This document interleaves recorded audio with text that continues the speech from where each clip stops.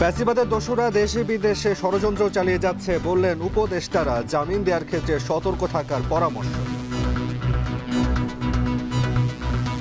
আমরা কোনো অপরাধীকে রাস্তায়, বাজারে, মাঠে, ময়দানে, রাজপথে দেখতে চাই না। প্রত্যেক অপরাধীকে আইনের আওতায় আনতে হবে।